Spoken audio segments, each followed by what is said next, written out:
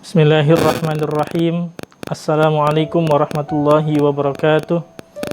Alhamdulillahirabbil alamin. Allahumma shalli ala sayyidina Muhammad wa ala ali sayyidina Muhammad. Saudaraku yang dimuliakan Allah, pada kesempatan yang berbahagia ini saya akan menyampaikan tentang pengobatan di dalam Islam berdasarkan kepada Al-Qur'an dan hadis dari Rasulullah sallallahu alaihi wasallam. Saudaraku yang dimuliakan Allah, sesungguhnya Islam datang menyodorkan sarana, syariat, dan juga anjuran umatnya untuk berobat. Dan berobat atau mencari kesembuhan adalah tidak bertentangan dengan tawakal kita kepada Allah Subhanahu wa ta'ala. Adapun cara pengobatan di dalam Islam berdasarkan kepada Al-Quran dan As-Sunnah, sedikitnya ada dua jenis. Yang pertama adalah terapi preventif atau pencegah. Yang kedua adalah terapi kuratif atau penyembuhan. Saudaraku yang berbahagia, yang pertama adalah terapi preventif atau pencegahan. Berdasarkan kepada petunjuk dari Rasulullah SAW, yang pertama adalah yaitu dengan mengkonsumsi kurma ajwa. Dari hadis Rasulullah SAW bersabda, "Man tasabbaha bi sab'i tamaratin ajwatan, lam yadurruhu dzalikal yaum summun wala sihrun." Artinya, man tasabbaha bi sab'i tamaratin ajwatan, barang siapa yang mengkonsumsi 7 butir kurma ajwa, lam yadurruhu dzalikal yaum, maka tidak akan ada bahaya pada hari itu. Summun wala sihrun, yaitu berupa racun dan juga sihir. Hadis riwayat muttafaqun alaih, terdapat di dalam kitab Sahih Bukhari nomor hadis 5779 dan di dalam kitab Sahih Muslim nomor hadis 2047. Makna daripada tidak akan terkena racun pada hari itu, racun yang mengalir dalam darah kita, tubuh kita, bisa berupa bakteri, virus, dan juga tidak akan terkena pada hari itu, yaitu sihir. Bisa bermakna sihir tersebut yaitu guna-guna, tenun, teluh, dan semacamnya.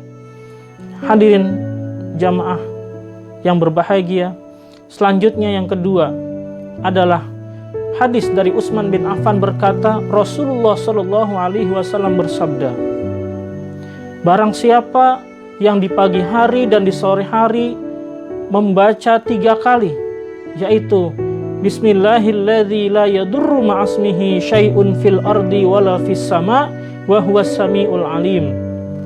Kata Rasulullah, niscaya tidak ada sesuatu pun yang dapat mencelakainya. Hadis riwayat Abu Daud dan Tirmizi. Makna mencelakainya adalah yaitu bisa bermakna orang yang jahat kepada kita, orang yang zalim kepada kita, ataupun berupa penyakit.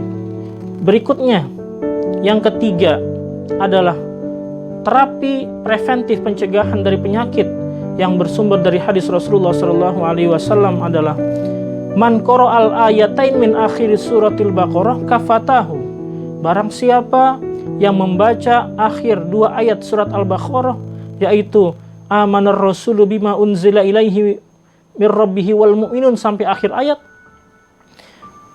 fi lailatihi, pada malamnya, kafatahu, maka mencukupinya. Hadis riwayat Abu Daud dan Tirmizi. Makna mencukupinya adalah melindunginya dari segala mara bahaya, keburukan, serta kejahatan dan penyakit. Berikutnya, yang keempat, tindakan atau terapi preventif pencegahan terhadap penyakit, yaitu dari Abdullah bin Khubayb berkata, pada suatu malam turun hujan dengan sangat lebatnya. Malam gelap gulita. Lalu aku mencari Rasulullah untuk menjadi imam sholat. Ketika aku menemukan Rasulullah, Rasulullah bersabda, bacalah. Kemudian aku tidak membaca apa-apa. Rasulullah bersabda kembali, bacalah. Kemudian aku tidak membaca apa-apa. Kemudian Rasulullah mengulangi banyak 3 kali, bacalah. Lalu aku bertanya, apa yang aku baca ya Rasulullah? Bacalah, kata Rasulullah, kul huwallahu ahad wal mu'awwizatain, yaitu kul a'udzu birabbil falaq dan kul a'udzu birabbin nas, hina tusbihu wa hina tumsi, di pagi dan di sore hari, salah tamarrot, sebanyak 3 kali. takfika min kulli syai, maka cukup melindungimu dari segala sesuatu. Hadis riwayat Abu Daud dan Tirmizi. Maka jamaah sahabat yang diberkahi oleh Allah, kemudian jenis terapi yang kedua adalah terapi kuratif atau pengobatan terhadap penyakit. Yang pertama adalah berdasarkan kepada hadis-hadis dari Rasulullah Shallallahu Alaihi Wasallam, yaitu dengan kita meminum air Zam-Zam. Hadis Rasulullah, Zamzamu lima syuribalahu. Air Zam-Zam adalah sesuai dengan apa yang diniatkan si peminumnya.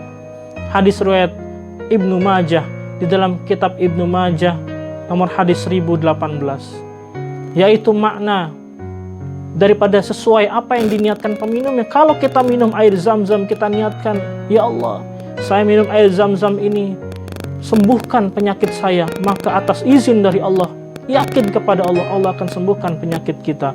Karena dalil hadis Zamzamu lima syuribalahu, air Zam-Zam sesuai dengan apa yang diniatkan peminumnya. Yang kedua, terapi kuratif atau pengobatan terhadap penyakit, yaitu dengan kita mengkonsumsi habbatus sauda atau jintan hitam. Dalil dari hadis Rasulullah Shallallahu Alaihi Wasallam, inna hadhil habbatus sauda shifaun min kulli da illa minas. Artinya, sesungguhnya pada habbatus sauda atau jintan hitam, shifaun min kulli da, yaitu terdapat obat penyembuh min kulli da, dari segala macam penyakit, kata Rasulullah, illa minasam, kecuali kematian. Hadis riwayat muttafaqun alaih, terdapat dalam kitab Sahih Bukhari nomor hadis 5687, dan terdapat dalam kitab Sahih Muslim nomor hadis 2215. Berikutnya yang terakhir, yaitu terapi kuratif pengobatan penyakit dengan kita memperbanyak membaca Al-Quran, mendengarkan Al-Quran. Dalilnya di dalam Al-Quran surat Al-Isra ayat 82 yang berbunyi, wa nunazzilu minal Qur'ani ma huwa syifa'u wa rahmatul lil mu'minin.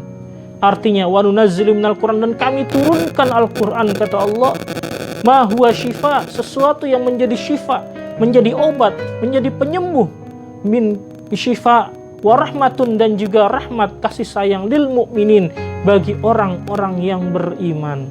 Surat Al-Isra ayat 82. Dan bahkan pada kesempatan yang terjadi, yaitu pasien-pasien COVID-19 banyak yang sembuh karena senantiasa seringkali merutinkan membaca Al-Quran. Di antara kejadiannya adalah yang pertama, berinisial adalah MA, berumur 54 tahun. Beliau diisolasi, dikarantina, dirawat di rumah sakit Mbak Abdul Muluk selama 29 hari lamanya. Sampai setelah 29 hari dites, hasil swabnya ternyata negatif. Lalu ditanya, apa yang Anda lakukan selama 29 hari sampai Anda sembuh, wahai Bapak MA? Kemudian Bapak MA ini menjawab, saya selama 29 hari selalu merutinkan membaca Al-Quran. Bahkan kata Bapak MA ini mengatakan, ketika saya tidak bisa tidur di malam hari, saya senantiasa baca Al-Quran. Bahkan ketika saya tidur dan terbangun di tengah malam, kemudian saya buka Al-Quran dan saya melanjutkan bacaan-bacaan Al-Quran saya. Ini kesaksian dari Bapak MA. Yang kedua, kejadian yang bernama Bapak MU, berumur 41 tahun. Diisolasi, dikarantina, dirawat di RSUD Jayapura selama 13 hari lamanya, sampai dinyatakan di tes swab negatif. Kemudian ditanya, apa yang Anda lakukan selama 13 hari ini sampai Anda dinyatakan sembuh? Beliau menjawab, saya senantiasa tidak lepas membaca Al-Quran. Kemudian kejadian nyata yang ketiga, seorang dokter di Kabupaten Pati, berinisial Dr. WA, yaitu dia dirawat, diisolasi, dikarantina di Rumah Sakit Muardi Solo. Beliau sampai dengan dinyatakan sembuh. Kemudian ditanya, apa yang Anda lakukan wahai dokter selama Anda diisolasi, dikarantina? Dan dokter ini mengatakan, saya terpapar COVID-19 karena mengalami kontak dengan pasien PDP, pasien dengan pengawasan COVID-19. Akhirnya saya terkena. Dan selama saya berada di karantina isolasi di Rumah Sakit Muardi Solo, dan sampai dinyatakan tes 2 kali negatif, saya selama di karantina saya selalu beribadah kepada Allah, selalu melaksanakan sholat, dan tidak lupa untuk merutinkan, tidak lepas saya senantiasa membaca Al-Quran. Masya Allah. Mudah-mudahan tema apa yang saya sampaikan, yaitu pengobatan berdasarkan Al-Quran dan As-Sunnah, bermanfaat khusus buat diri saya dan juga buat para pendengar sekalian. Mudah-mudahan Allah Subhanahu wa Ta'ala memberikan kepada kita semua kesehatan lahir dan batin. Allah berikan kepada kita panjang umur dalam ibadah dan juga takwa kepada Allah. Mudah-mudahan kita dikumpulkan nanti di jannahnya Allah Subhanahu wa Ta'ala. Amin ya mujibas sa'ilin. Wassalamualaikum warahmatullahi wabarakatuh.